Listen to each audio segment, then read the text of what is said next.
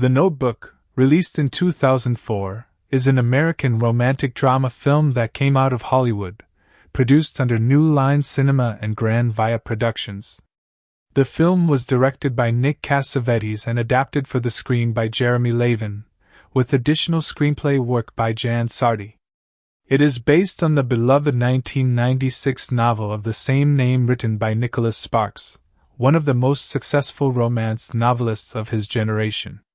The journey of this film from page to screen was a long one, since the rights to the novel were originally acquired back in 1996, and for years the project passed through the hands of major filmmakers, including a period when Steven Spielberg was interested in directing it with Tom Cruise in the lead role. After several changes in direction and years of delays, it was Nick Cassavetes who finally brought the story to life, casting relatively unknown actors Ryan Gosling and Rachel McAdams in the lead roles, a decision that would go on to define both of their careers. The Notebook was filmed primarily in South Carolina, with several scenes shot on real plantations and coastal locations that gave the film its warm, nostalgic Southern American atmosphere. The premise of the story unfolds through a framed narrative. In a modern-day nursing home, an elderly man named Duke spends his days reading a story aloud from a worn notebook to a woman who lives in the same facility. She listens intently, though she does not seem to fully understand who he is or why he keeps returning to her side every day. As Duke reads, the film transports the audience back to the year 1940, in the small coastal town of Seabrook Island, South Carolina. There, a poor but passionate young lumber mill worker named Noah Calhoun spots a beautiful young woman named Allison Hamilton, known as Allie, at a local carnival. Allie comes from a wealthy family and is only in town for the summer, but Noah is instantly captivated by her. He pursues her with a boldness that borders on reckless, most memorably when he climbs onto a Ferris wheel and threatens to let go and fall unless she agrees to go on a date with him. Allie, half amused and half alarmed, agrees just to stop him from following through, and from that unusual beginning, the two fall into a whirlwind summer romance. Over the following weeks, Noah and Allie grow closer, spending long summer nights together, dancing in the street, and falling deeply in love despite their difference in social class. Their romance faces resistance from Allie's parents, particularly her mother, who disapproves of Noah because he lacks wealth and status. When the summer ends, Allie's family forces her to leave, and the young couple is separated. Noah writes to Allie every single day for a year, but unbeknownst to him, her mother intercepts and hides every one of his letters, believing she is protecting her daughter from a life of hardship. Believing that Noah has simply stopped caring, Allie eventually moves on with her life. Noah, heartbroken, leaves Seabrook Island and eventually serves in World War II alongside his close friend, before returning home to restore an old, abandoned house that he and Allie had once dreamed about together. Years pass, and Allie becomes engaged to a wealthy and kind man named Lon Hammond, a soldier who has just returned from the war himself. Despite her seemingly settled life, Allie feels an unshakable sense that something is missing. When she sees a newspaper article about Noah and the house he restored, memories of their lost love come flooding back. She decides to visit Seabrook Island one final time before her wedding, ostensibly to see the house, but truly to see if what she felt for Noah all those years ago was real. Their reunion reignites the passion between them, forcing Allie to confront a difficult choice between the safe, comfortable future promised by Lon and the uncertain but deeply felt love she still carries for Noah. The story eventually reveals, through the framed narrative in the nursing home, that Duke is in fact an elderly Noah, and the woman he has been reading to is Allie, who is now suffering from severe memory loss due to Alzheimer's disease. Every day, Noah reads her their own love story in the hope that, even briefly, she might remember the life they built together. The emotional climax of the film centers on fleeting moments where Allie recognizes Noah, only to slip back into confusion soon after, making their devotion to one another all the more heartbreaking and profound. The film features a strong ensemble cast that elevated the emotional weight of the story. Ryan Gosling plays young Noah Calhoun, the passionate and determined young man whose love for Allie never fades despite years of separation. Rachel McAdams plays young Allie Hamilton, a free-spirited yet conflicted young woman torn between family expectations and true love. Their on-screen chemistry became one of the most talked-about aspects of the film, and helped launch both actors into major stardom. James Garner takes on the role of the elderly Noah, known in the present-day scenes as Duke, delivering a performance filled with quiet devotion and heartbreak. Gina Rowlands, who is the real-life mother of director Nick Cassavetes, plays the elderly Allie, portraying her Alzheimer's-related confusion and rare moments of clarity with remarkable sensitivity. The supporting cast includes James Marsden as Lon Hammond, Allie's kind-hearted fiancé, along with Joan Allen as Allie's disapproving mother, and Sam Shepard as Noah's father. Other supporting performances come from Kevin Connolly and Heather Walquist, who play close friends of the young couple during their formative summer romance. In terms of release, The Notebook first premiered at the Seattle International Film Festival on May 20, 2004, before receiving its wide theatrical release across the United States on June 25, 2004, distributed by New Line Cinema. The film had a modest production budget of around $29 million, but it went on to earn more than $115 million worldwide, making it a surprising box office success and what is often described as a sleeper hit. While critical reviews at the time were somewhat mixed, with praise directed mainly at the lead performances and criticism aimed at certain melodramatic elements of the story, audiences responded overwhelmingly with love and emotional attachment. Over the years, the film's reputation has only grown, and it is now widely regarded as one of the defining romance films of the 2000s and a cult classic among fans of the genre. The chemistry between Gosling and McAdams became so iconic that it earned them the Best Kiss award at the MTV Movie Awards, and the film went on to win multiple Teen Choice Awards as well.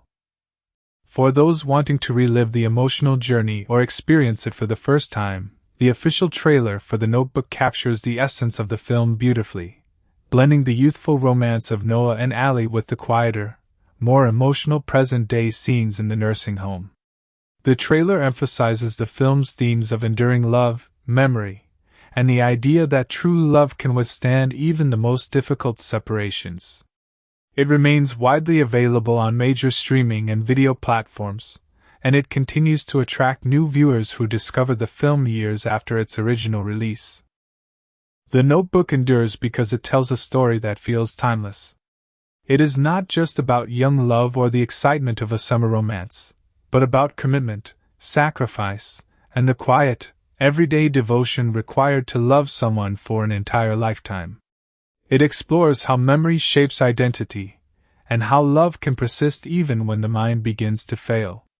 Through Noah and Allie's story, the film asks a deeply human question: what does it mean to truly know and love another person, and how far would you go to hold on to that connection even when everything else is being taken away? This emotional depth, paired with the earnest performances from its cast, is what has allowed The Notebook to remain relevant and beloved more than 2 decades after its release, continuing to draw new generations of viewers into its unforgettable love story. The story of The Notebook begins not in the sun-drenched summer of the 1940s, but in the quiet, muted world of a present-day nursing home, where autumn light falls softly through tall windows onto rows of neatly made beds. Here lives an elderly man everyone calls Duke, a gentle, patient soul who spends nearly every day in the company of a woman who does not know his name. Each morning, he settles into a chair beside her bed with a worn, leather-bound notebook in his hands, its pages soft and yellowed from years of handling. He opens it carefully, clears his throat, and begins to read aloud, page after page, the story of 2 young people who fell in love a lifetime ago. The woman listens, sometimes with curiosity, sometimes with confusion, rarely with recognition.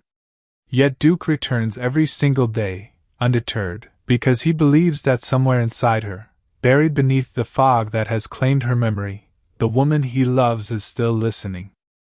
As Duke begins to read, the film draws the audience back more than 60 years, into the golden light of a South Carolina summer in 1940.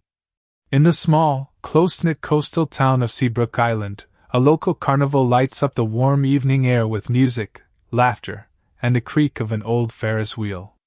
It is here that a young man named Noah Calhoun first lays eyes on Allie Hamilton.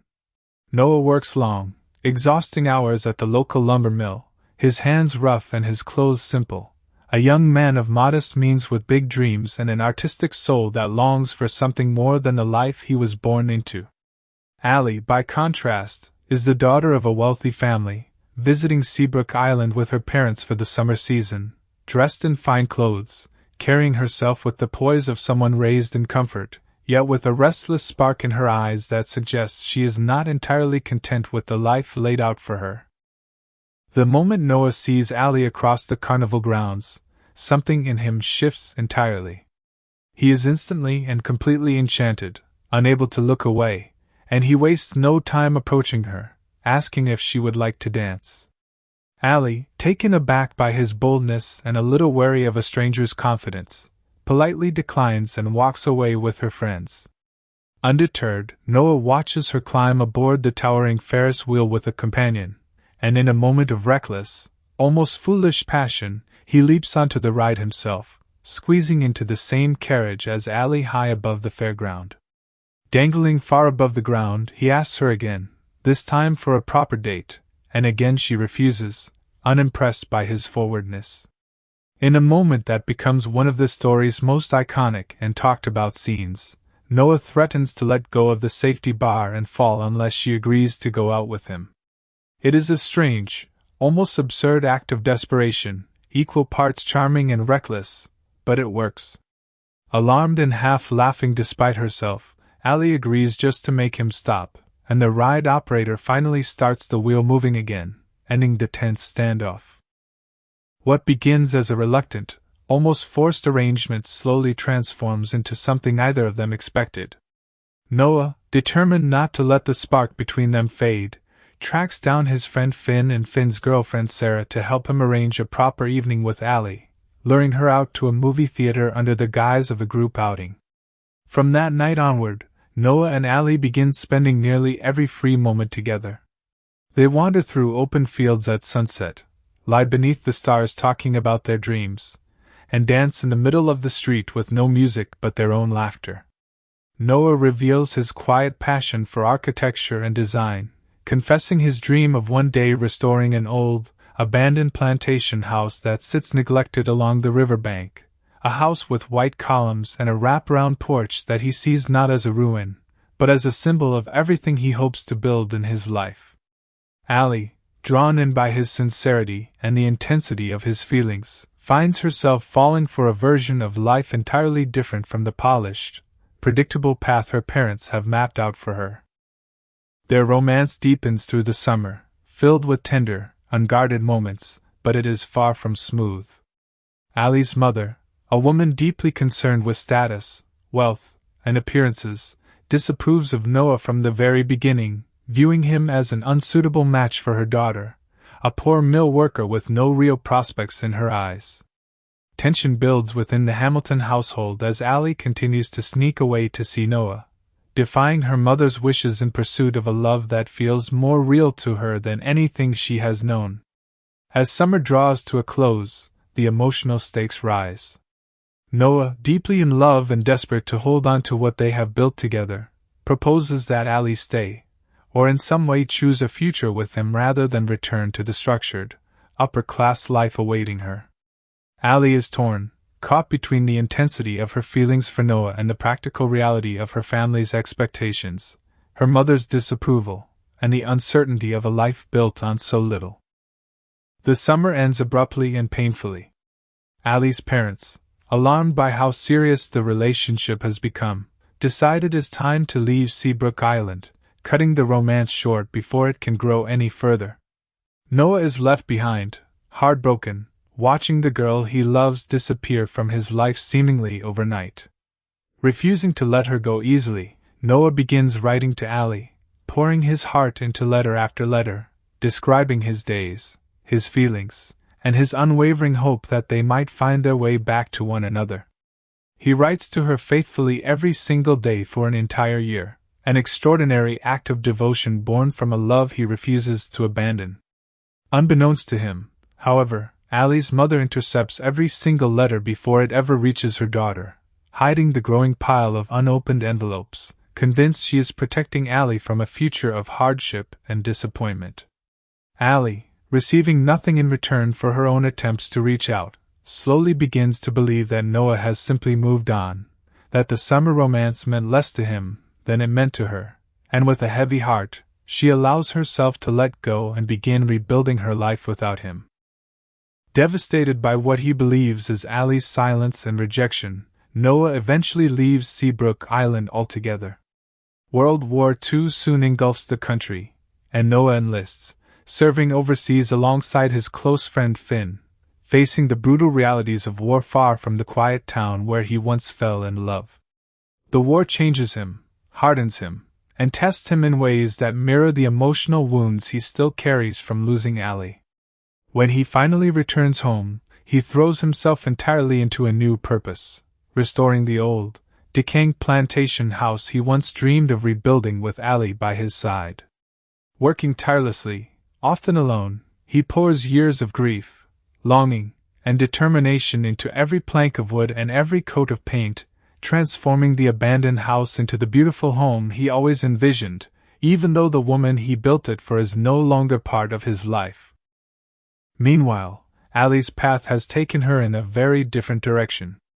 She meets Lon Hammond, a kind, honorable, and wealthy young man who has also returned from the war. Lon is patient, devoted, and offers Allie a life of stability, comfort, and social approval, everything her family has always wanted for her. Over time, Allie grows genuinely fond of him, and eventually accepts his proposal of marriage, settling into what appears to be a happy and secure engagement. On the surface, her life seems complete, yet a quiet, persistent unease lingers beneath her contentment, a feeling she cannot quite name, as though some essential part of her story remains unfinished. The turning point arrives when Allie comes across a newspaper article and photograph featuring Noah and the extraordinary restoration work he has completed on the old house they once dreamed about together. Seeing his face again after all these years stirs something powerful within her, memories and emotions she had long tried to bury. Unable to ignore the pull she feels, and needing to understand once and for all what those feelings truly mean, Allie makes the decision to travel back to Seabrook Island just days before her wedding to Lon, telling herself she simply wants to see the finished house, though deep down she knows it is Noah she truly needs to see. Their reunion is charged with years of unresolved emotion.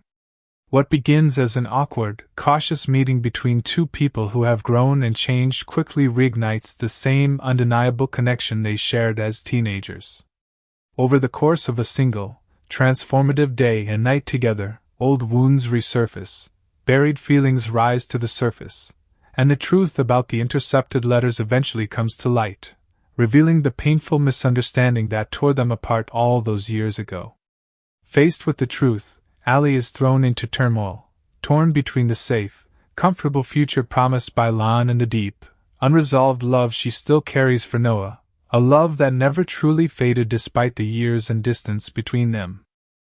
This is the pivotal emotional crossroads of the entire story, and the film lingers in that uncertainty, allowing Allie's internal conflict to breathe.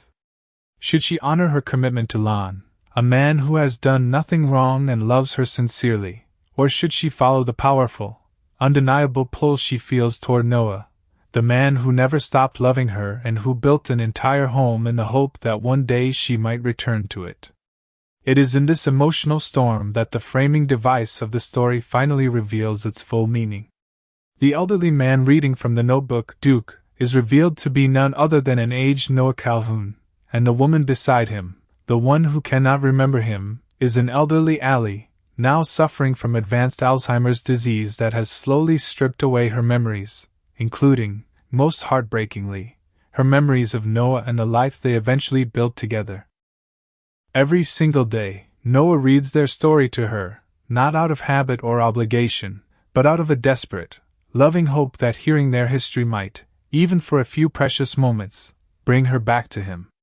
And on rare, fragile occasions it works. Allie's eyes clear, recognition floods back into her face, and for a brief, radiant window of time, she remembers everything, remembers Noah, remembers their love, remembers the life they shared. These moments are fleeting and fragile, often slipping away again within minutes as the disease reasserts its hold, plunging her back into confusion and leaving Noah to grieve the loss of her all over again, even though she is sitting right beside him. Doctors and family members gently urge Noah to accept that these moments of clarity are temporary and that continuing to hope for them may only bring him more pain, yet Noah refuses to give up, choosing instead to hold on to love in its most difficult, demanding form, showing up faithfully every single day regardless of whether she remembers him or not. The film moves toward its emotional conclusion by weaving together the two timelines, the passionate, hopeful beginning of Noah and Allie's love in their youth, and the quiet, devoted, almost unbearably tender final chapter of their life together in old age.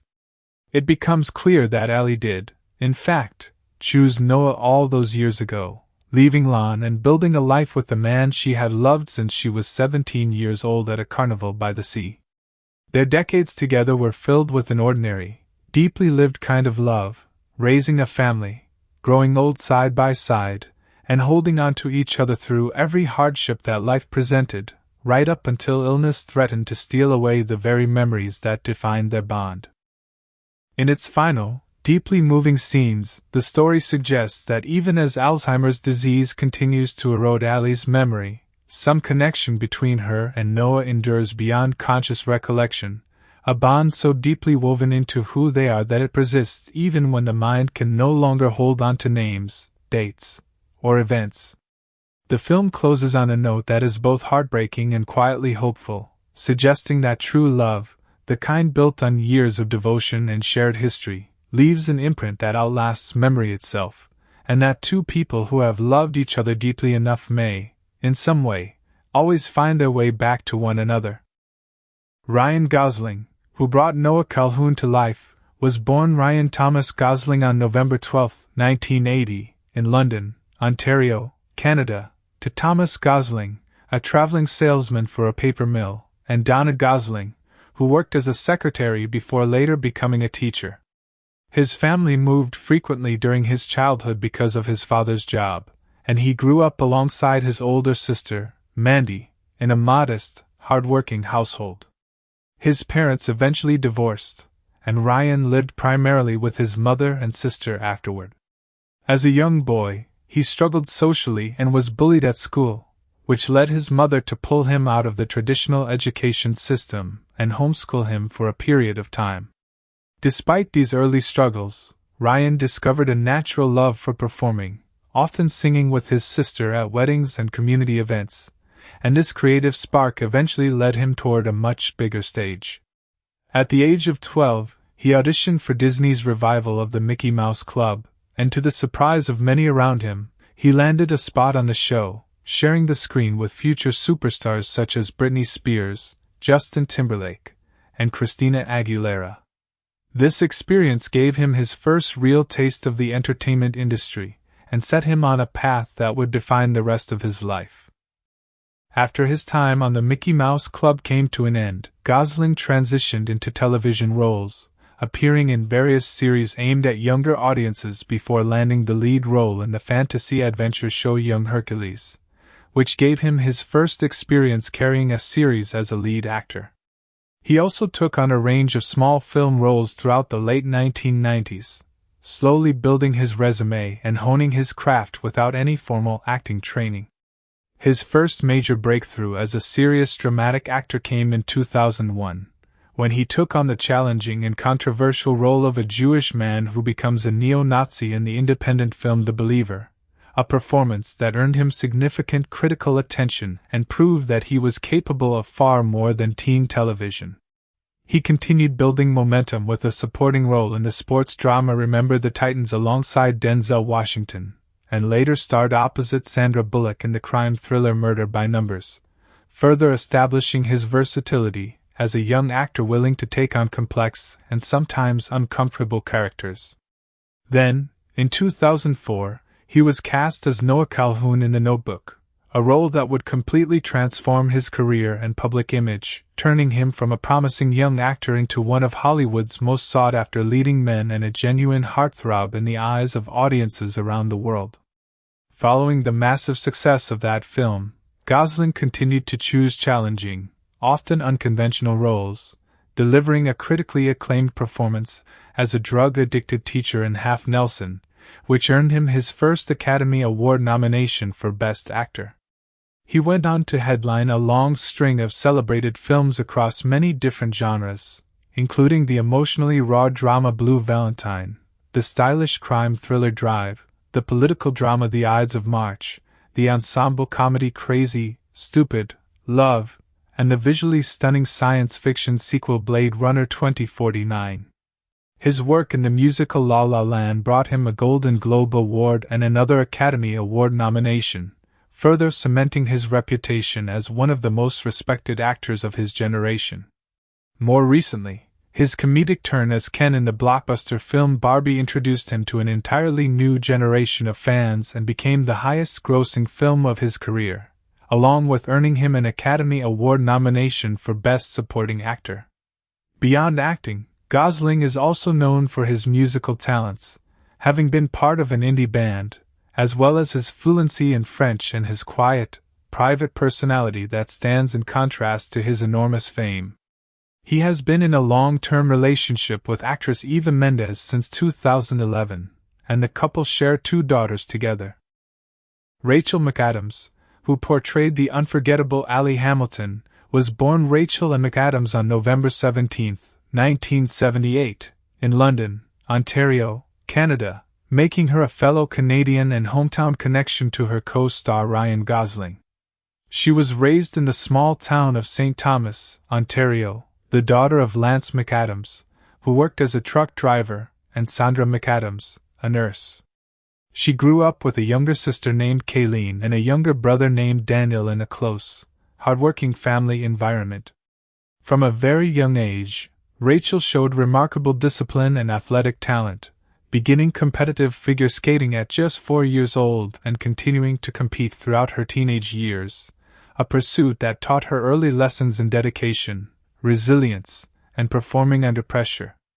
Although she considered pursuing skating more seriously, her attention gradually shifted toward acting after she became involved in local theater as a young teenager. By the age of 13, she was already performing in Shakespearean productions during summer theater camps, and she continued to build her passion for the craft throughout high school, eventually winning a notable acting award at the Sears Ontario Drama Festival in 1995 for her performance in a school play. Rather than pursuing the more conventional academic path her family may have expected, Rachel chose to study theater formally, enrolling at York University in Toronto, where she trained rigorously and graduated with honors, earning a Bachelor of Fine Arts degree in theater. During and after her university years, she began building a professional resume, taking small television roles and gradually working her way into the Canadian entertainment industry before setting her sights on Hollywood. Her first notable screen appearance came in an episode of the Disney series The Famous Jet Jackson, followed by a role in the Canadian dramedy series Slings and Arrows, for which she won a Gemini Award, a significant recognition early in her career. In 2002, she gained wider visibility with a supporting role in the comedy The Hot Chick alongside Rob Schneider, but it was 2004 that truly changed the course of her career. That year, she delivered a now iconic performance as the manipulative high school queen bee Regina George in the hit teen comedy Mean Girls, a role that instantly made her a recognizable name among younger audiences. In that same remarkable year, she also took on the role of Allie Hamilton in The Notebook, delivering an emotionally layered performance that showcased a completely different side of her talent and helped establish her as one of the most versatile young actresses working in Hollywood at the time. The success of these 2 very different films within the same year positioned her as a major rising star, and she quickly followed up with a string of successful and varied projects, including the fast-paced comedy Wedding Crashers alongside Owen Wilson and Vince Vaughn, the tense thriller Red Eye directed by Wes Craven, and the emotional ensemble drama The Family Stone. Over the years that followed, McAdams continued to demonstrate remarkable range, appearing in the mystery drama State of Play, the fantastical romance The Time Traveler's Wife, and the charming time travel love story About Time. Her performance as investigative journalist Sasha Pfeiffer in the acclaimed drama Spotlight earned her a well-deserved Academy Award nomination for Best Supporting Actress, further proving her standing as a serious and respected dramatic actress rather than simply a romantic lead. She also became known to a new generation of fans through her role as Dr. Christine Palmer in the Marvel superhero film Doctor Strange, and she continued taking on emotionally complex and critically respected roles in the years that followed, including a widely praised performance in the coming-of-age comedy Are You There, God? It's Me, Margaret. During the production of The Notebook, McAdams and Gosling became romantically involved, and the two dated on and off for several years afterward before ultimately going their separate ways, though both have spoken warmly about their shared history and the film that brought them together. James Garner, who portrayed the elderly Noah, known in the present day as Duke, was born James Scott Bumgarner on April 7, 1928, in Norman, Oklahoma. His childhood was marked by significant hardship, as he lost his mother when he was only 4 years old, after which he spent time living with extended family members. When his father eventually remarried, the family reunited, but Garner later revealed that his relationship with his stepmother was difficult and that he experienced mistreatment during that period of his life, which led him to leave home while still a teenager. Seeking independence and structure, he dropped out of high school at 16 and joined the Merchant Marines, later working a variety of jobs to support himself. During the Korean War, he served in the United States Army and was wounded in combat on 2 separate occasions, earning 2 Purple Hearts for his bravery, an experience that shaped his character and gave him a grounded, unpretentious view of life that would later carry into his approach to acting. His entry into show business happened somewhat by accident, when a friend helped him secure a small, non-speaking role in a Broadway production of the Caine Mutiny Court-Martial. Rather than simply standing in the background, Garner used the opportunity to study the more experienced actors around him closely, quietly absorbing lessons about timing, presence, and delivery that he would carry with him for the rest of his career. This small theatrical role eventually opened doors to television work, and it was during this period that he began using the professional name James Garner, which stuck with him for the rest of his life. Garner's major breakthrough came in 1957 when he was cast as the charming, wisecracking gambler Brett Maverick in the hit Western television series Maverick, a role that turned him into a household name almost overnight and showcased the easygoing, effortlessly likable screen persona that would define much of his career. Alongside his television success, he built a respectable film career throughout the late 1950s and 1960s, appearing in acclaimed films such as Sayonara alongside Marlon Brando, the war epic The Great Escape, and the racing drama Grand Prix. In the 1970s, he found another career-defining role as the laid-back private investigator Jim Rockford in The Rockford Files, a series that earned him widespread critical acclaim and an Emmy Award, further reinforcing his reputation as one of television's most beloved leading men. Garner continued working steadily across both film and television for decades, receiving an Academy Award nomination for his charming performance in the romantic comedy Murphy's Romance in 1985. He remained active well into his later years, appearing in popular films such as Space Cowboys alongside Clint Eastwood and taking on the role of Duke in The Notebook in 2004, a performance widely praised for its warmth, restraint, and quiet emotional depth. Garner was known throughout his career for treating acting as an honest profession rather than a pursuit of glamour, often describing his approach as simply showing up prepared, learning his lines, and telling the truth through his performance. He was married to his wife, Lois Clark, for 58 years, a rare and enduring partnership by Hollywood standards, and he passed away on July 19, 2014, at the age of 86, leaving behind a legacy as one of the most genuinely well-liked actors in the history of American television and film. Gena Rowlands, who portrayed the elderly Allie, was born Virginia Catherine Rowlands on June 19, 1930, in Madison, Wisconsin. Her father, Edwin Myrwyn Rowlands, worked as a banker and served as a Wisconsin state legislator, while her mother later became an actress herself under the stage name Lady Rowlands. Due to her father's career, the family moved frequently during Gena's childhood, living in various cities before eventually settling into a more stable routine.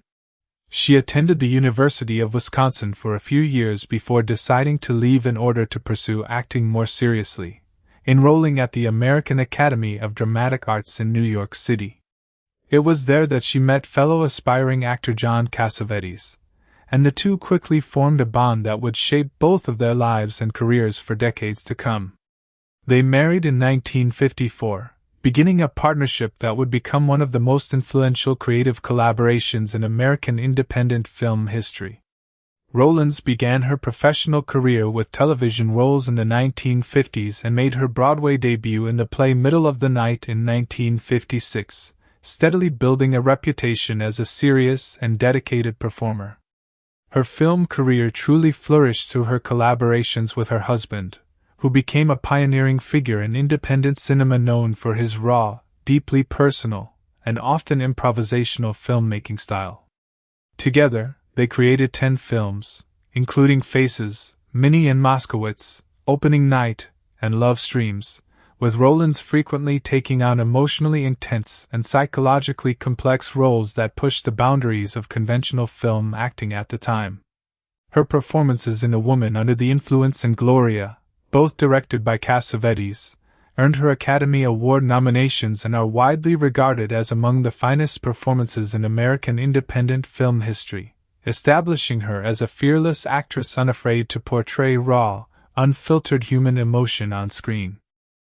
Beyond her work with her husband, Rowlands maintained a prolific career in television, earning multiple Emmy Award nominations throughout her career and winning 3 times for her performances in television films including The Betty Ford Story, Face of a Stranger, and Hysterical Blindness.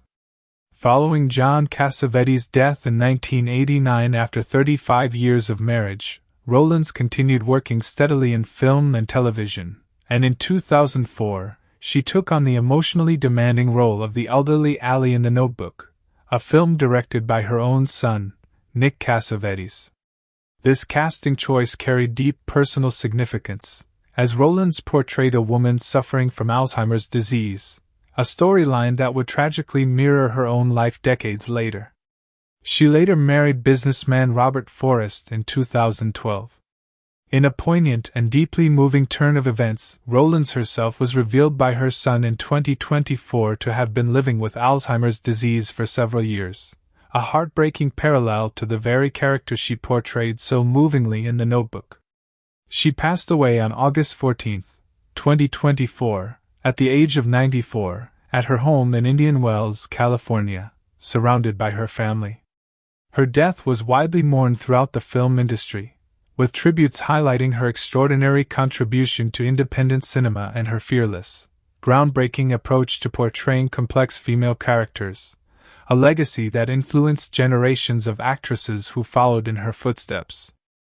James Marsden, who played Allie's kind and devoted fiancé Lon Hammond, was born James Paul Marsden on September 18, 1973, in Stillwater, Oklahoma.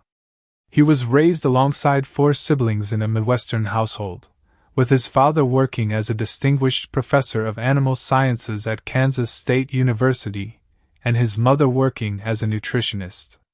His parents divorced when he was 9 years old, and he continued to grow up in Oklahoma, attending Putnam City North High School, where he first discovered his passion for performing through school theater productions, taking on lead roles in plays that revealed a natural talent for connecting with an audience. After graduating high school, he enrolled at Oklahoma State University to study broadcast journalism, initially planning for a career in media rather than acting. However, a chance encounter while vacationing in Hawaii with actor Kirk Cameron and his sister, actress Candace Cameron Bure, opened an unexpected door, as the Cameron family invited him to visit them in Los Angeles, sparking his interest in pursuing acting professionally. He eventually left college after about a year and a half to fully commit to chasing an acting career, moving to Los Angeles to pursue his new ambition. Marsden's early acting work included small television roles on shows such as The Nanny, Saved by the Bell, The New Class, and Party of Five, gradually building his experience and visibility within the industry throughout the 1990s. His major breakthrough as a film actor came in 2000, when he was cast as Cyclops in the blockbuster superhero film X-Men, a role he would go on to reprise in its sequels, X2, X-Men United and X-Men: The Last Stand, introducing him to a massive global audience and establishing him as a recognizable face in major studio productions. Alongside his growing film career, he continued taking on notable television roles, appearing in the popular legal drama Ally McBeal, which further broadened his range as a performer. In 2004, he took on the role of Lon Hammond in The Notebook, playing the honorable and steady young man who becomes engaged to Allie after the war, a performance that showcased his ability to bring warmth and sincerity to a character who could easily have been reduced to a simple obstacle in the central love story. Following the success of The Notebook, Marsden continued to build a diverse and impressive filmography, starring as the villainous Richard White in the superhero film Superman Returns, and later revealing an unexpected talent for singing and comedy in the musical fantasy film Enchanted, where his charming performance opposite Amy Adams won over both audiences and critics. He continued to take on a wide variety of roles across genres, appearing in the romantic comedy 27 Dresses, the Nicholas Sparks adaptation The Best of Me, and Quentin Tarantino's acclaimed drama Once Upon a Time in Hollywood alongside major stars Brad Pitt and Leonardo DiCaprio. In more recent years, Marsden has found continued success on television, earning praise and award nominations for his performances in the science fiction series Westworld and the dark comedy series Dead to Me, as well as a widely celebrated comedic turn playing an exaggerated version of himself in the show Jury Duty, which earned him nominations for both a Golden Globe and a Primetime Emmy Award. He was married to actress Lisa Linda from 2000 to 2011, and the couple share 3 children together. Joan Allen, who portrayed Allie's disapproving mother in the film, was born on August 20, 1956, in Rochelle, Illinois, the youngest of 4 children in a modest, hardworking family. Her mother worked as a homemaker while her father owned and operated a local gas station, and Joan grew up in a close-knit environment that valued discipline and quiet determination. She attended Rochelle Township High School, where she was voted most likely to succeed by her classmates, a fitting early sign of the accomplished career that lay ahead of her. She went on to study theater, eventually earning her degree from a university in Illinois, and it was during this period that she made a connection that would shape the course of her professional life, becoming acquainted with fellow young actor John Malkovich. That relationship led to an invitation to join the newly forming Steppenwolf Theater Company in Chicago in 1977, an ensemble that would go on to become one of the most respected and influential theater companies in the United States. Working alongside future stars such as Malkovich, Gary Sinise, and Laurie Metcalf, Allen spent years developing a restrained, deeply internalized acting style that allowed her to fully disappear into her characters, often working day jobs to support herself while performing on stage at night out of pure dedication to her craft. Her work with Steppenwolf earned her significant early recognition, including a Drama Desk Award for her performance in the production and A Nightingale Sang, and her Broadway debut in the play Burn This, opposite John Malkovich, earned her a Tony Award for Best Actress, a major milestone that helped launch her into a broader national spotlight. Allen transitioned into film work throughout the 1980s and early 1990s, taking on supporting roles in projects such as Compromising Positions, Peggy Sue Got Married, and the biographical drama Tucker, The Man and His Dream, gradually building a reputation as a serious and versatile performer. Her career reached new heights in the mid-1990s, beginning with her powerful portrayal of former First Lady Pat Nixon in Oliver Stone's biographical drama Nixon, a performance that earned her the first of 3 Academy Award nominations throughout her career.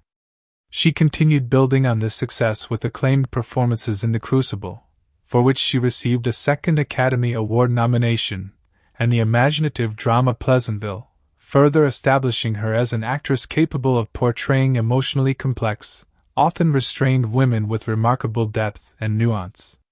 Her performance as a United States Senator navigating a political scandal in The Contender earned her a 3rd Academy Award nomination, this time for Best Actress, cementing her status as one of the most respected dramatic actresses of her generation. In 2004, she took on the role of Allie's mother in The Notebook, bringing a layered sense of protectiveness and quiet inner conflict to a character whose disapproval of Noah drives much of the story's central heartbreak. Following this role, Allen went on to appear in several installments of the popular Bourne action film franchise, including The Bourne Supremacy and The Bourne Ultimatum, showcasing her range by moving comfortably between prestige dramas and major studio action films. She was married to actor Peter Friedman from 1990 to 2002, and the couple share a daughter together. Sam Shepard, who played Noah's father in the film, was born Samuel Shepard Rogers III on November 5, 1943, in Fort Sheridan, Illinois. As the son of an Army officer and former World War II bomber pilot, Shepard spent much of his early childhood moving between military bases across the United States before his family eventually settled on a farm in Duarte, California. His household was a difficult one, marked by his father's struggles with alcoholism, and Shepard often found an escape from the tension at home through horses, ranch work, and eventually writing, which became an outlet for the turbulence he experienced growing up.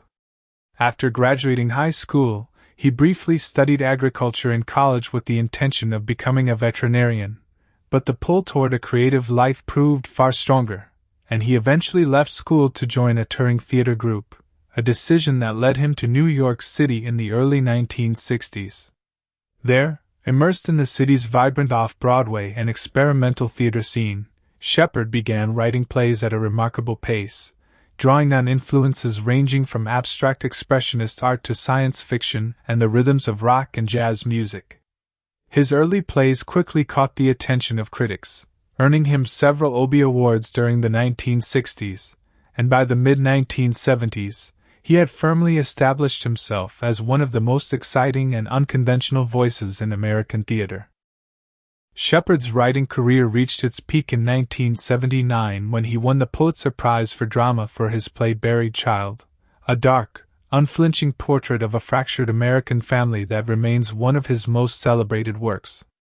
Around this same period, he also began building a parallel career as a film actor, making his debut as a dying farmer in Terrence Malick's visually stunning drama Days of Heaven in 1978.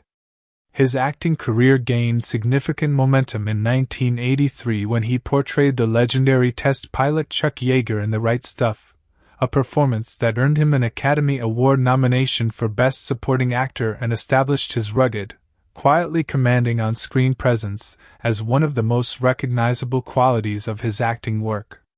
He continued to balance his celebrated playwriting career with steady film work throughout the 1980s and beyond, appearing in films such as the comedy Baby Boom, the acclaimed drama Steel Magnolias, and the courtroom thriller The Pelican Brief.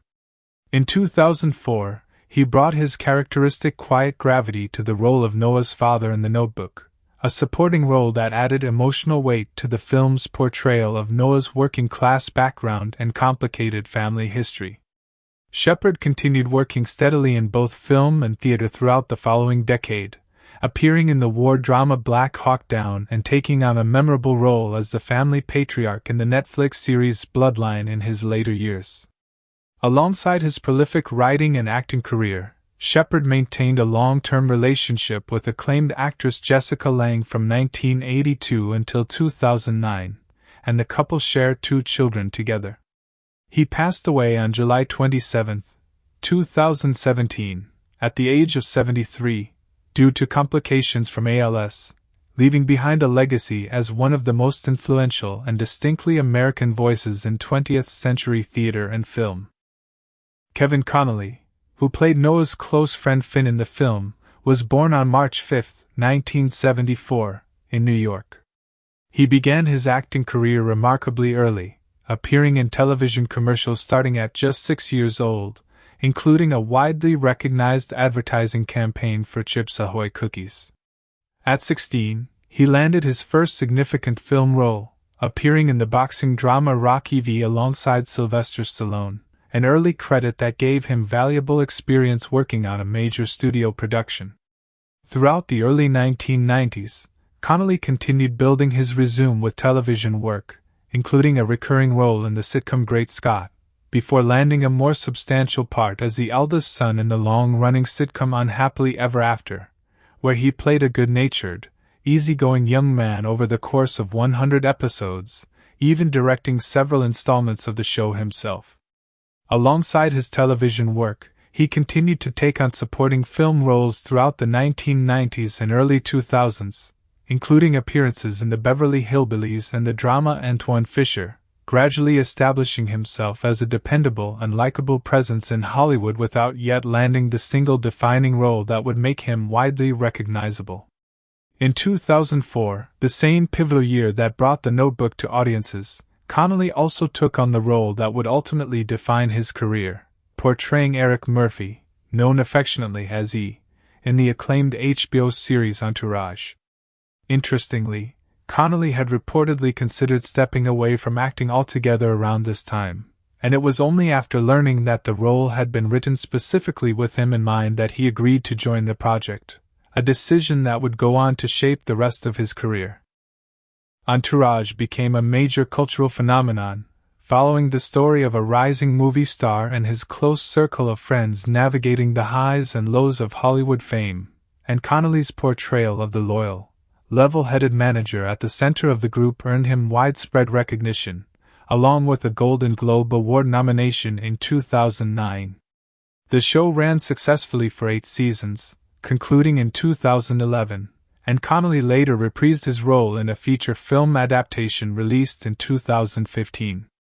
Alongside his acting career, Connolly developed a strong interest in directing, making his feature directorial debut with the drama Gardener of Eden, which premiered at the Tribeca Film Festival in 2007. He continued to pursue directing projects in the years that followed, including a documentary film and the biographical crime drama Gotti, starring John Travolta. Connolly has continued to work steadily as both an actor and filmmaker in the years since, balancing his passion for storytelling both in front of and behind the camera, and he remains fondly remembered by fans of The Notebook for his supporting role as the loyal friend who helped bring Noah and Allie together during that unforgettable summer in Seabrook Island.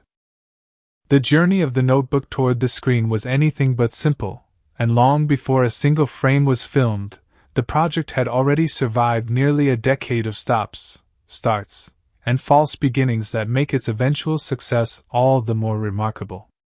New Line Cinema acquired the rights to Nicholas Sparks's novel back in 1996, shortly after the book itself became a bestseller, and producer Mark Johnson took charge of shepherding the story toward production.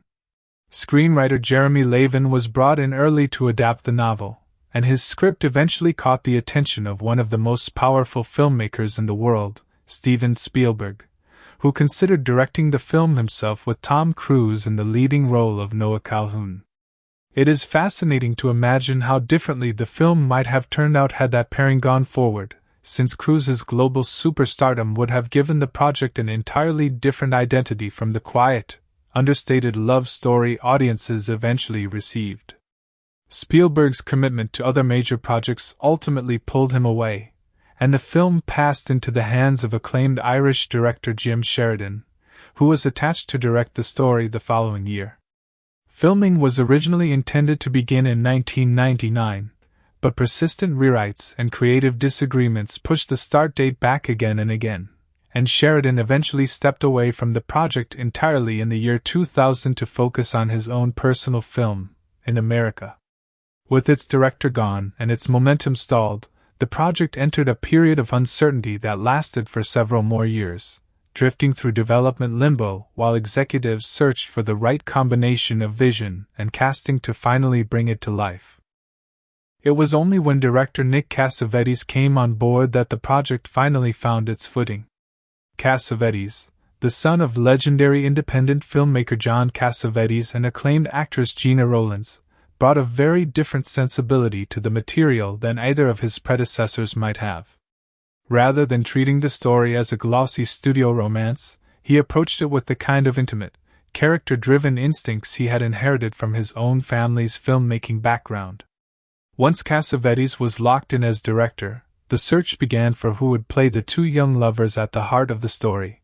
and this casting process turned into one of the most talked-about aspects of the film's entire production history. Cassavetes and his team conducted an unusually thorough search, traveling across the country to find the right actress to play Allie Hamilton, auditioning a wide range of established and rising stars.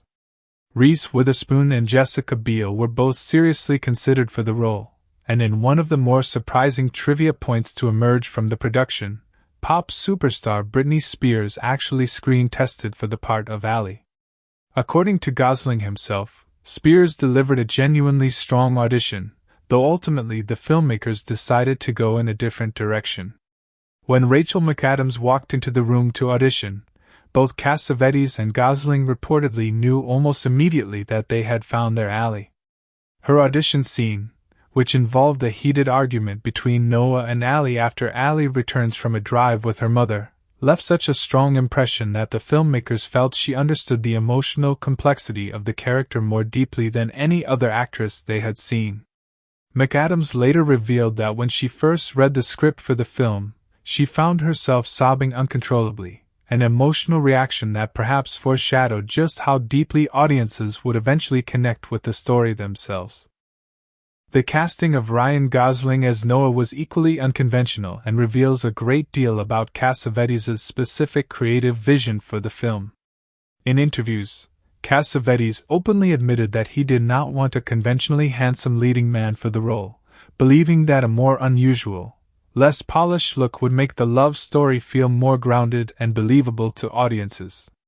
He has been quoted describing his reasoning for choosing Gosling in blunt terms, essentially explaining that he wanted someone who felt like a regular person rather than a glossy movie star, someone with a slightly untamed, unpredictable quality to his screen presence. Gosling himself was initially confused by his own casting, having built his early career on more brooding, complicated character work rather than romantic leading roles, and he has spoken about feeling that he was completely wrong for a story that seemed to call for a classic Hollywood heartthrob. This uncertainty about his own suitability for the role pushed Gosling to throw himself into physical preparation for the part with remarkable intensity. Because the story required him to appear as a rugged, physically strong young lumber mill worker in the earlier sections of the film, Gosling spent months building significant muscle mass to convincingly embody Noah's laboring, working-class background. Later in production, when the story shifted toward Noah's post-war years, Gosling underwent an equally intense transformation in the opposite direction, deliberately losing around 20 pounds of the muscle he had built in order to appear leaner and more weathered for those later scenes, a level of physical commitment that reflects just how seriously he approached the role despite his early doubts about it. The film's budget tells its own story about the modest ambitions New Line Cinema originally had for this project. The Notebook was produced on a relatively small budget of approximately $29 million, a figure that placed it firmly in the mid-budget range for major studio productions at the time, especially compared to bigger romantic dramas of that era. This modest financial backing shaped many practical decisions throughout production, including how certain visual effects and technical elements were achieved. Nick Cassavetes has spoken candidly in interviews about the limited resources available to him while filming the movie's most famous scene, the emotional reunion between Noah and Allie in the pouring rain. Because the production simply did not have enough money to invest in high-end, sophisticated rain-making equipment, the crew relied on basic rain towers, essentially large metal tripod structures fitted with sprinklers at the top that created localized rainfall over a specific area of the set. Cassavetes has explained that achieving a convincing, cinematic downpour is actually a more delicate technical challenge than most audiences realize, since rain that looks too heavy or too uniform on camera can end up looking artificial rather than dramatic. The scene was originally meant to be filmed differently, but after an early attempt did not achieve the emotional effect Cassavetes wanted, production was halted so the team could regroup, ultimately deciding to bring in rain machines and wait for a naturally overcast day to enhance the mood, reshooting the entire sequence as the thunderstorm-drenched moment audiences remember today. Despite its modest budget, The Notebook went on to earn well over $115 million worldwide, transforming it into one of the most celebrated sleeper hits of the decade and proving that a smaller, character-focused production could achieve massive commercial success without relying on expensive spectacle. Beyond the rain scene, the production faced its share of genuinely funny and memorable moments that have become part of the film's beloved behind-the-scenes lore. One of the most amusing recurring stories from the set involves the young Noah's dream of restoring the old plantation house, a storyline central to the film's emotional core. According to Cassavetes, Gosling became so deeply immersed in his character's obsession with the house that he began pushing for an entirely different, more dramatic fate for the property than what was written in the script. Cassavetes has recounted with amusement how Gosling would approach him repeatedly on set, seriously suggesting that Noah should burn the beautifully restored house down as some kind of symbolic emotional release for the character. When Cassavetes asked him to explain what exactly that would represent, Gosling simply responded with a phrase about needing a cleansing fire, a request the director found both baffling and hilarious, and one that obviously never made it into the final version of the story. This anecdote has become one of the most repeated pieces of Notebook trivia precisely because it captures Gosling's intense, sometimes overly serious approach to character work during a production where he was still a relatively inexperienced leading man trying to prove himself. Another frequently mentioned funny moment from production involves veteran actor James Garner and his reaction to watching director Nick Cassavetes work alongside his own mother, Gina Rowlands, on set. Because Rowlands played the elderly version of Allie and Cassavetes was directing his own mother in emotionally demanding scenes, the family dynamic occasionally spilled over into moments of unexpected comedy during filming. Garner has described one particular take that had to be scrapped entirely because he simply could not stop laughing after hearing Cassavetes call out directions to his mother using the word mom in the middle of a formal directorial instruction, immediately followed by the standard call to begin the scene. The unexpected shift from a professional film set command to an unmistakably personal, familial address struck Garner as so amusing that he broke character entirely, ruining what was otherwise a serious, emotionally heavy scene and forcing the crew to reset and try again. Garner has spoken fondly about this moment in interviews, noting that it genuinely delighted him and remained one of his favorite memories from the production. The rain scene itself, despite being one of the most romantic and celebrated moments in modern film history, was reportedly a fairly miserable physical experience for both lead actors during filming. Rachel McAdams has spoken openly in later interviews about just how uncomfortable the shoot actually was behind the scenes. Much of her costume for the film consisted of genuine vintage clothing sourced from the 1940s rather than newly manufactured replicas, and while this attention to authenticity gave the film a wonderfully lived-in period texture, it also meant that many of her outfits were simply too fragile to survive repeated exposure to heavy artificial rainfall.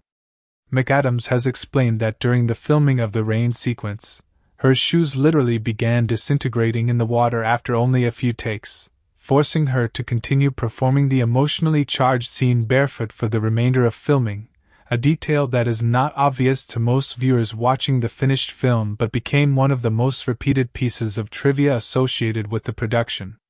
She has also described the sheer physical discomfort of being repeatedly blasted with water from a fire hose used to intensify the rain effect, noting that the sheer volume and force of the water made it genuinely difficult to keep her eyes open during certain takes, all while she was also required to deliver some of the film's most emotionally raw and demanding dialogue. Adding to the difficulty, the scene was filmed during a particularly cold stretch of weather, and both Gosling and McAdams have described the shoot as bitterly uncomfortable, a stark contrast to the warm, sensual atmosphere the finished scene conveys on screen. Cassavetes himself has praised both actors for their professionalism during this sequence, acknowledging that they endured genuinely difficult physical conditions without complaint in order to deliver the performances the scene required. Perhaps the most widely discussed and endlessly fascinating piece of behind-the-scenes trivia from The Notebook involves the real relationship dynamic between Gosling and McAdams during filming, which turned out to be far more complicated than anyone watching their tender on-screen chemistry could have guessed. Contrary to what audiences might assume from their believable romantic performances, the two actors reportedly did not get along particularly well during much of the production. Nick Cassavetes has told a particularly striking story about the tension between them reaching a breaking point during one especially difficult day of filming in South Carolina. According to the director, in front of roughly 150 crew members on set, Gosling approached him during preparation for a scene and asked, with complete seriousness, whether McAdams could be removed from the immediate area so that another actress could stand in and read her lines off camera while he performed his own part. Cassavetes has described his own stunned reaction to this request, noting how unusual and awkward it was to receive such a demand in front of such a large crew during an actively difficult shoot. The specific details of what caused the friction between the two actors during this period have never been fully clarified publicly, though it has been widely speculated that the emotional intensity of playing such a passionate, volatile on-screen couple may have bled into their off-screen interactions, creating genuine friction that mirrored the fiery, combative dynamic between Noah and Allie in several of the film's key scenes. What makes this story so widely shared and endlessly entertaining to fans is the twist that followed shortly after filming wrapped, when Gosling and McAdams unexpectedly began a real romantic relationship that lasted for several years following the film's release, proving that whatever tension existed between them during production clearly did not prevent a genuine connection from forming once the cameras stopped rolling. Adding another layer of charm to the film's production history is the story behind the now iconic scene featuring a flock of swans and birds gliding gracefully around the couple during one of the film's tender rowboat moments. According to those involved in the production, achieving this seemingly simple, picturesque visual actually proved to be a significant logistical challenge for the filmmaking team. Early in pre-production, the studio reportedly expressed serious doubts about whether the scene could even be filmed as written, citing a lack of experienced animal handlers in the industry capable of training birds to behave predictably enough for the specific shots the script called for. Rather than abandoning the idea or relying entirely on visual effects, the production team took the unusual step of purchasing a flock of hatchling birds and working with professional animal trainers to raise them from a very young age directly at the filming location near the lake, ensuring that by the time filming began, the birds were fully accustomed to their environment and comfortable enough around the cast and crew to behave naturally on camera. This dedication to achieving an authentic, naturalistic visual rather than relying on computer-generated imagery reflects the broader philosophy Cassavetes brought to the production as a whole, favoring practical, grounded filmmaking techniques wherever possible, even when it meant taking on unexpected challenges behind the scenes. Ryan Gosling's commitment to authenticity extended even to small physical details that most audiences would never consciously notice while watching the film. Because Gosling naturally has blue eyes, while James Garner, who portrays the elderly version of the same character, has brown eyes, the filmmakers made the decision to have Gosling wear brown contact lenses throughout production in order to visually connect the two performances and maintain consistency for the character across different decades of his life. While a relatively minor detail in the grand scheme of the production, this choice reflects the meticulous attention that Cassavetes and his team paid to small continuity details throughout filming, reinforcing the emotional throughline connecting the youthful, passionate Noah of the 1940s to the devoted, aging man who spends his final years faithfully caring for the woman he has never stopped loving. The production also embraced a significant amount of improvisation throughout filming, with several of the film's most memorable and widely quoted lines reportedly emerging spontaneously on set rather than existing in the original written screenplay. This loose, collaborative approach to performance is very much in keeping with the filmmaking philosophy Cassavetes inherited from his own father, whose independent films were famous for prioritizing natural, unscripted emotional authenticity over rigid adherence to written dialogue. Combined with the extensive location shooting across various parts of South Carolina, including historic areas around Charleston and the scenic surroundings of Edisto Island, this improvisational spirit helped give The Notebook a warm, lived-in quality that likely contributed significantly to its enduring emotional impact on audiences, even decades after its original release. The Notebook occupies a distinctive place in American cultural and cinematic history, not only because of its emotional power as a love story, but because of the way it intertwines two very different historical periods within a single narrative, using the texture of mid-20th century American life to give its central romance a sense of weight, nostalgia, and historical grounding that many contemporary romance films lack. To fully appreciate the cultural significance of the film, it is worth examining the historical backdrop against which its story unfolds, the era in film history during which it was released, and the enormous cultural footprint it has left behind in the 2 decades since its premiere. The earlier timeline of the film, depicting the young romance between Noah Calhoun and Allie Hamilton, is set in the American South during the summer of 1940, a period standing right on the edge of enormous historical transformation. At this moment in history, the United States had not yet formally entered the Second World War, though the conflict was already raging across Europe and Asia, and an undercurrent of national anxiety about the possibility of American involvement would have been present in the cultural atmosphere of small towns like the fictional Seabrook Island depicted in the film. The world Noah and Allie inhabit during that fateful summer is one still shaped by the lingering effects of the Great Depression, an economic catastrophe that had devastated much of rural and working-class America throughout the 1930s and left deep, lasting divisions between wealthy families and laboring communities, divisions that formed the very backbone of the class conflict at the heart of the story. Noah's identity as a poor lumber mill worker situates him firmly within the working-class experience of the pre-war South, a world defined by physical labor, modest wages, and limited opportunities for upward mobility, while Allie's family represents the wealthier, more socially secure segment of Southern society that had largely weathered the economic hardships of the previous decade with their status intact.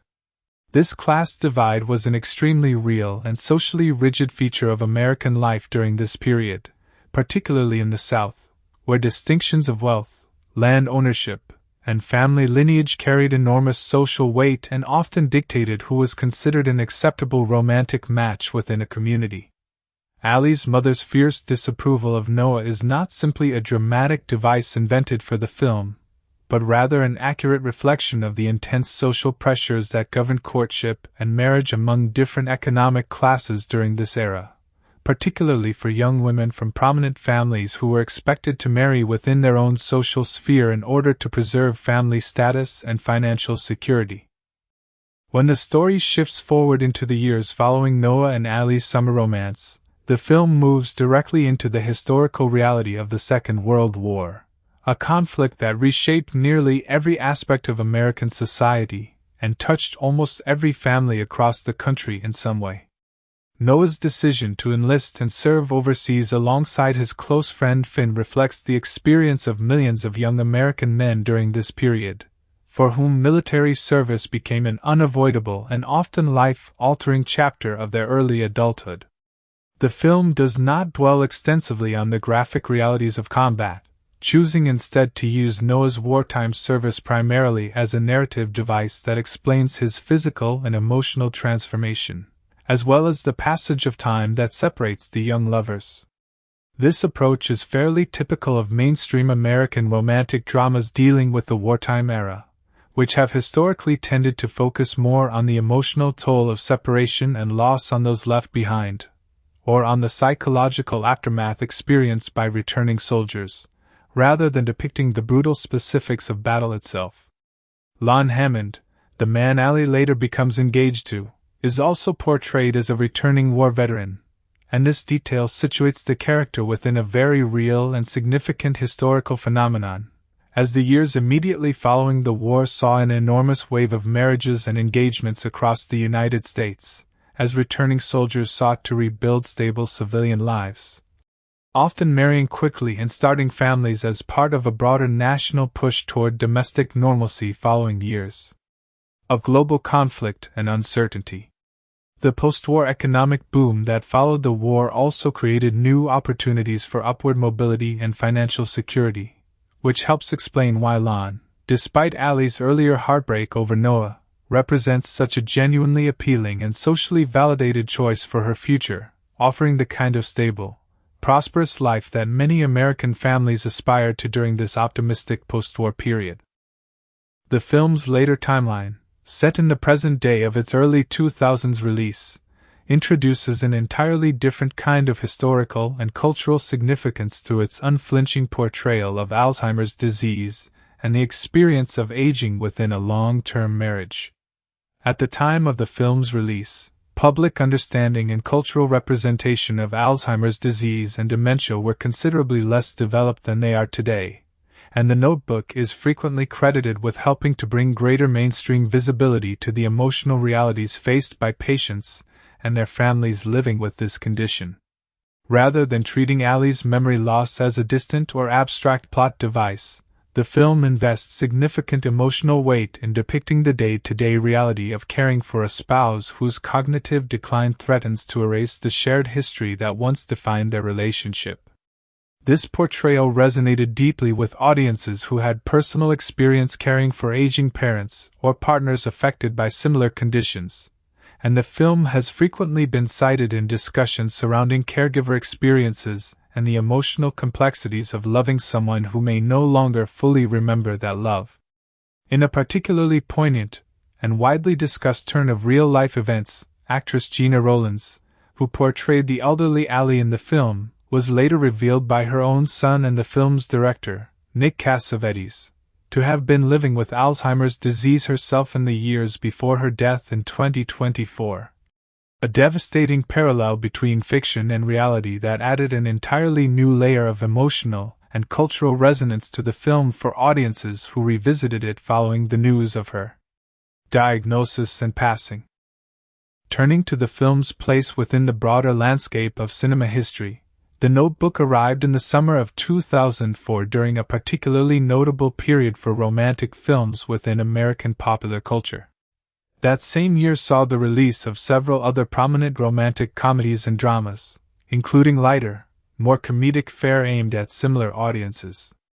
Within this crowded field of romantic releases, The Notebook distinguished itself through its unusually earnest, unironic emotional sincerity, refusing to undercut its own sentimentality with comedic self-awareness in the way many of its contemporaries did. This sincerity was initially met with a somewhat mixed critical response, with several reviewers at the time characterizing the film's emotional intensity as excessive or overly melodramatic, using terms suggesting the film leaned too heavily into sentimentality without sufficient narrative complexity to support it. Despite this lukewarm critical reception, audiences responded overwhelmingly positively, and the film's box office performance ultimately far exceeded the modest expectations set by its relatively limited marketing budget and modest theatrical release strategy, transforming it into what industry commentators frequently describe as a genuine sleeper hit. A film that builds momentum gradually through word of mouth rather than through an aggressive initial marketing push. Over the subsequent 2 decades, The Notebook has undergone a fascinating critical and cultural reevaluation, gradually shedding much of its early dismissal as lightweight genre entertainment, and instead earning recognition as a defining touchstone of early 21st century romantic cinema. Film critics and cultural commentators marking the film's 20th anniversary in 2024 frequently noted that despite its initially mixed critical reception, the film has proven remarkably durable in popular memory, continuing to generate significant engagement across social media platforms, streaming services, and annual anniversary retrospectives. Its most iconic scene, the emotionally charged reunion between Noah and Allie in the pouring rain, has become one of the most widely referenced and frequently imitated moments in modern romantic cinema, regularly appearing in discussions and rankings of the greatest on-screen kisses of all time. This scene's cultural impact was further amplified when Gosling and McAdams recreated their kiss on stage at the 2005 MTV Movie Awards after winning the ceremony's Best Kiss Award, a moment that itself became a piece of pop culture history and helped cement the film's status as a defining romantic touchstone for an entire generation of moviegoers who came of age during the mid-2000s. The film's influence on the broader landscape of romantic storytelling in cinema is also worth examining in some depth. Many film scholars and industry commentators have observed that The Notebook helped popularize and reinforce a particular narrative formula that would go on to influence a significant wave of subsequent romantic dramas throughout the following decade, particularly those based on the works of author Nicholas Sparks himself. Following the commercial success of The Notebook, Hollywood studios significantly increased their investment in adapting Sparks's other novels for the screen, leading to a string of similarly structured romantic dramas throughout the 2000s and early 2010s that often featured young, attractive leads falling in love against a nostalgic Southern or coastal American backdrop, frequently incorporating themes of separation, class conflict, and eventual emotional reunion. This narrative template became so recognizable and commercially reliable that it eventually developed into something of a distinct subgenre within romantic cinema, with The Notebook widely regarded as its foundational and most influential example. Beyond directly inspired adaptations, the film's visual and emotional sensibility, characterized by warm, sun-drenched cinematography, an emphasis on intense physical chemistry between its leads, and a willingness to embrace unabashed emotional sincerity, has continued to shape the aesthetic choices of filmmakers working within the romance genre well beyond the specific wave of Sparks adaptations that followed it. Contemporary romance films and streaming-era love stories still frequently borrow visual language first popularized by The Notebook, including its signature use of golden, nostalgic lighting during flashback sequences, its reliance on a framing device that contrasts youthful passion with the quieter wisdom of old age, and its willingness to let silence and physical closeness carry emotional weight rather than relying purely on dialogue. The film has also left a distinct mark on popular culture well beyond the boundaries of cinema itself. Its influence can be seen in the wedding industry, where officiants and couples have frequently referenced lines and imagery from the film during ceremonies, and where the rain-soaked kiss has become something of a shorthand symbol for passionate, enduring love in everything from greeting cards to social media captions. The phrase, "It wasn't over, it still isn't over," delivered by Gosling in the film's most famous scene, has been repeated, quoted, and referenced so often in the years since its release that it has become one of the most widely recognized lines in modern romantic film history, frequently appearing in listicles, retrospectives, and think pieces exploring the greatest romantic movie quotes of all time. The film's soundtrack, which blended orchestral scoring with more contemporary musical choices, also played a meaningful role in shaping its emotional atmosphere and has itself become closely associated with the broader cultural memory of the film, with certain musical cues instantly recognizable to fans even decades later. The Notebook's legacy has also been shaped significantly by conversations that have evolved over time regarding the way it portrays certain aspects of young romance. In more recent critical reassessments, particularly those written around the film's 20th anniversary, commentators have revisited some of Noah's more intense, occasionally impulsive behavior toward Allie during their courtship, including his insistence and persistence in the face of her initial reluctance. noting that certain moments which read as passionate and romantic to audiences in 2004 might be viewed somewhat differently through a more contemporary lens that places greater emphasis on issues of consent and communication within relationships. This kind of retrospective cultural conversation is fairly common for beloved films of a certain era, and rather than diminishing the film's popularity, it has instead added another layer to ongoing public discussion about the film, keeping it relevant as a subject of cultural analysis and debate even among viewers who were not yet born at the time of its original release.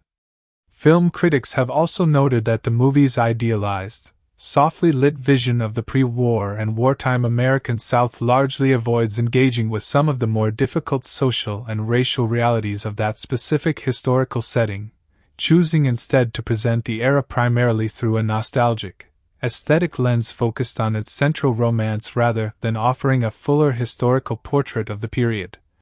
An observation that has become a more prominent part of critical discussion surrounding the film in recent years as audiences and critics increasingly examine older films through a wider historical and social lens. Despite these more critical retrospective conversations, the overwhelming cultural narrative surrounding The Notebook remains one of deep affection and lasting emotional resonance. National radio and media retrospectives marking the film's 20th anniversary in 2024 highlighted just how significant a cultural moment its original release represented, noting that it helped launch Ryan Gosling and Rachel McAdams from promising young performers into full-fledged A-list stars almost overnight. Cultural commentators reflecting on the film's anniversary have also pointed out that The Notebook arrived at a particular moment when earnest, emotionally sincere romantic storytelling was somewhat out of step with broader entertainment trends, yet the film's massive and lasting success proved that audiences, and particularly women, continued to have a deep and enduring appetite for sincere, unironic love stories. A demand that has continued to shape the entertainment industry in the decades since, from the continued popularity of romance novels to the more recent boom in romantic television adaptations. In many ways, the film has come to be seen not merely as a successful romantic drama, but as a genuine touchstone in the ongoing cultural conversation about how love, memory, sacrifice, and devotion are portrayed on screen, securing its place as one of the defining romantic films of the early 21st century.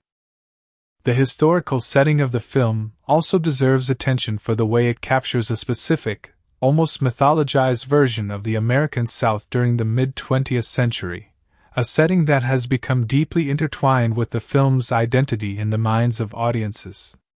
The decision to film extensively in and around Charleston, South Carolina, along with other historic coastal locations in the state, was not merely a practical production choice but a deliberate effort to root the story visually and atmospherically in a specific regional identity. Charleston's well-preserved historic architecture, its lush, moss-draped landscapes, and its distinctly southern character lent the film an authentic sense of time and place that would have been far more difficult to achieve through studio sets or more generic filming locations. This strong sense of regional identity has, in turn, contributed to Charleston and the surrounding areas becoming something of a pilgrimage destination for devoted fans of the film, with local tourism industries in South Carolina continuing to reference the film's connection to the region even decades after production wrapped, further reinforcing the deep and lasting link between the film's emotional narrative and its specific historical and geographic setting. Ultimately, the cultural and historical significance of The Notebook lies in its rare ability to function simultaneously as an intimate, deeply personal love story and as a broader reflection of significant themes running throughout 20th century American life, including class division, wartime sacrifice, post-war social expectations, and the more universal, timeless realities of aging, memory, and devotion. Its enduring popularity across more than 2 decades speaks to the particular power of stories that ground sweeping, idealized romance within a recognizable historical framework, allowing audiences to connect emotionally with both the specific historical moment being depicted and the universal human experiences of love and loss that transcend any single era. As new generations continue to discover the film through streaming platforms and social media, its cultural relevance shows little sign of fading, ensuring that Noah and Allie's story will likely remain a defining reference point in conversations about American romantic cinema for many years to come. If you enjoyed this deep exploration into the cultural and historical layers behind The Notebook, make sure to like this video, share it with someone who appreciates the deeper story behind their favorite films, and subscribe to the channel for more detailed breakdowns of the movies that continue to shape Hollywood history. The story of The Notebook is filled with a remarkable number of ironic historical details, moments where real life and the fictional narrative intersect in ways that feel almost too strange and poetic to be coincidental.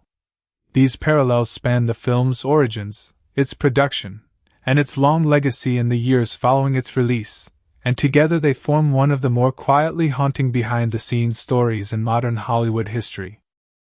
Perhaps the most profound and widely discussed irony surrounding The Notebook involves actress Gena Rowlands, who portrayed the elderly version of Allie Hamilton, the character who spends the final act of the film slowly losing her memory to Alzheimer's disease. In 2004, when Rowlands accepted the role, she was already deeply familiar with the emotional weight of this particular illness, not through research or imagination, but through painful personal experience. Her own mother, actress Lady Rowlands, had suffered from Alzheimer's disease before her death, and Gena has spoken candidly about how difficult it was for her to agree to take on a role that required her to relive those memories so directly. In interviews given shortly after the film's release, she admitted that the role was particularly hard for her precisely because she had already lived through watching a parent slip away due to the same disease, and she has said that she likely would not have agreed to take on the part at all had the film not been directed by her own son, Nick Cassavetes, whose personal connection to the material made the emotional risk feel worthwhile. What makes this already poignant backstory so strikingly ironic is what happened decades later. In 2024, around the time of the film's 20th anniversary, Nick Cassavetes revealed publicly that his mother, Gena Rowlands, had herself been living with Alzheimer's disease for approximately 5 years, meaning that the very same illness she had so carefully and emotionally portrayed on screen, an illness she had already witnessed firsthand through her own mother, had now come to affect her personally as well. Cassavetes described the situation with visible emotional weight, reflecting on how strange and painful it felt that the family had first lived through the disease with his grandmother, then dramatized it together on screen for a global audience, and were now living through it once again in real life with his own mother. Rowlands passed away in August of 2024, only months after this revelation became public, adding a final, deeply somber layer to a story that had already come full circle in the most unexpected way. Author Nicholas Sparks, whose novel formed the basis of the film, publicly acknowledged this painful irony as well, writing that Rowlands's performance had brought his story to life in ways he could never have anticipated, and reflecting on how cruel it felt that the disease she portrayed with such sensitivity and depth had ultimately become part of her own final years. Another layer of irony connects directly to the origins of the novel itself. Nicholas Sparks has explained in interviews that the inspiration for The Notebook came from a real elderly couple he and his then-wife encountered, specifically her grandparents, who had remained deeply devoted to one another through many decades of marriage. Sparks has described being struck not simply by the length of their relationship,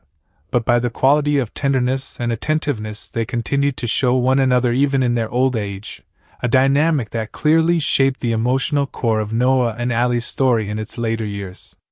In a strange twist, the very story inspired by witnessing genuine, real-life devotion between an elderly couple would go on, decades later, to become tied to an eerily similar real-life story involving its own leading actress, whose own son had to navigate caring for a parent slipping away from memory loss, echoing the emotional territory the original novel had been inspired by in the first place.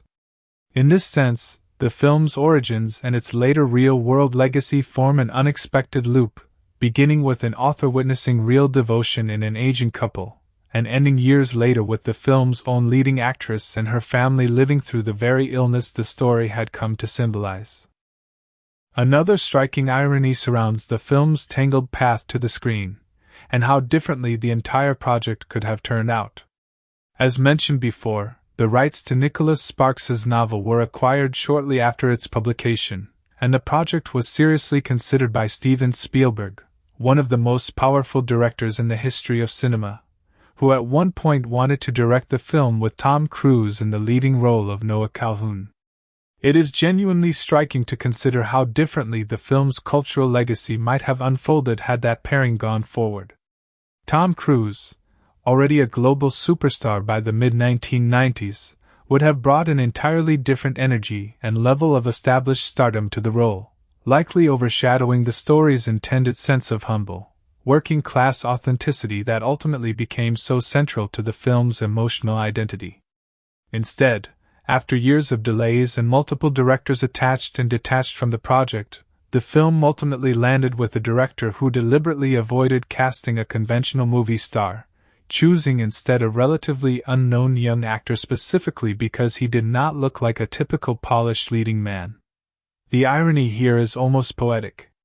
A story that very nearly became a glossy, star-driven studio vehicle instead became famous for the exact opposite reason, launching two relatively unknown young actors into stardom precisely because the finished film felt more grounded, more real, and less like a conventional Hollywood romance than it might have been under its original intended director and star. There is also a quiet irony embedded in the film's initial critical reception compared to its lasting cultural legacy. When The Notebook was first released in the summer of 2004, many critics dismissed its emotional intensity as excessive, describing the central romance using words like overly sentimental or unrealistic, suggesting that the film leaned too heavily into melodrama without enough narrative sophistication to support it. At the time, this criticism reflected a broader tendency within film criticism to view unapologetically sincere, emotionally driven romantic storytelling as somehow less serious or less worthy of critical respect compared to more restrained or ironic filmmaking styles.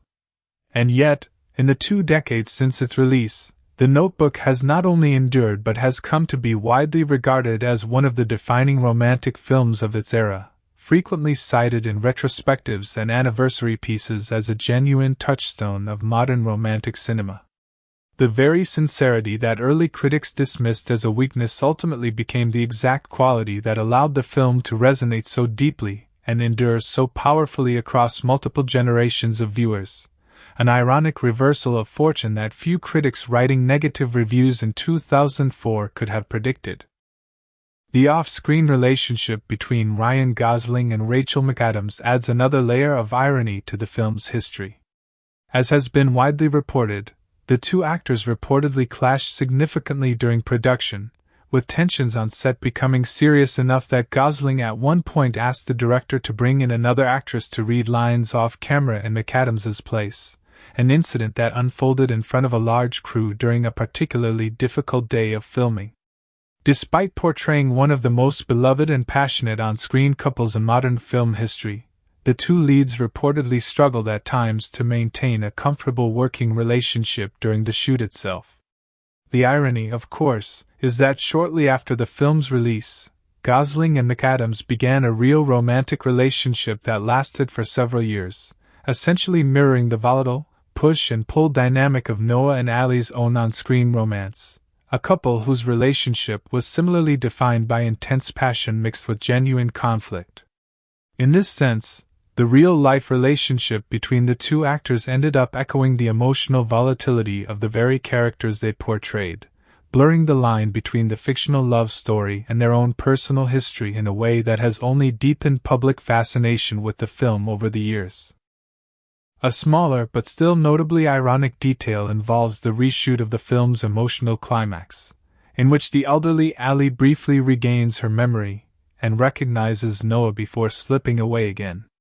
According to Nick Cassavetes, after studio executives viewed an early cut of the film, they requested that Gina Rowlands' performance in this pivotal scene include more visible crying in order to heighten the emotional impact for audiences. Cassavetes has recounted his mother's sharp, almost incredulous reaction to this note, essentially questioning aloud whether the studio was genuinely asking her, an accomplished, award-nominated actress with decades of experience, to reshoot a scene because executives felt she had not cried enough. This moment stands as a small but telling irony within the larger production story, given that Rollins would go on, many years later, to become one of the most quietly powerful and emotionally respected performances in the entire film, remembered specifically for the subtlety and restraint she brought to portraying a woman whose grip on her own memories and emotions was slipping away, the very opposite of an overwrought, tearful performance.